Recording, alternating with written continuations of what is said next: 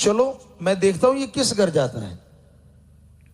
तो साईं जी जब अपने घर गए, वो बंदा भी पीछे पीछे पीछे पीछे घर आ गया और एक साइड में खड़ा हो गया। तो माता जी ने सवाल किया, तू कहां था?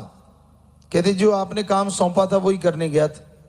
कहते बेटा वो तो थोड़ी देर में बिक जाता है, ऐसा तो कुछ था नहीं लंबा चौड़ा दुकान पे वहां पे। कहने लगा नहीं ये लीजिए, तो वो 1 रुपया या जो 50 पैसे जो भी उस टाइम के थे।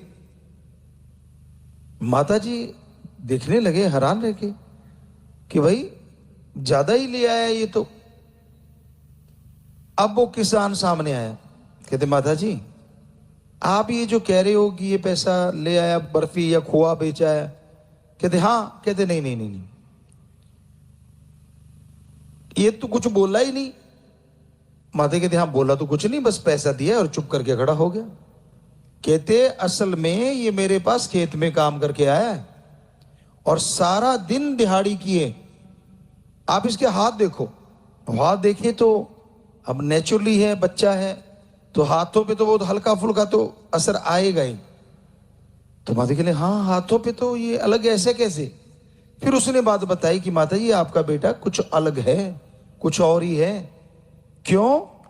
सारा दिन बड़े लोग आदमी से भी ज्यादा काम करके आया है और तो ये रुपया घुमाया है।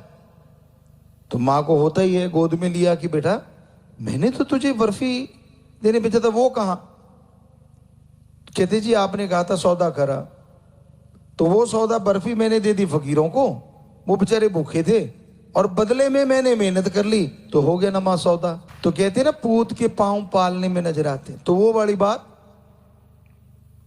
अब फिर उनके अंदर लगन लगी कि श्री गुरु नानक देव जी महाराज ने फरमाया है कि अनहद बाणी है, अनहद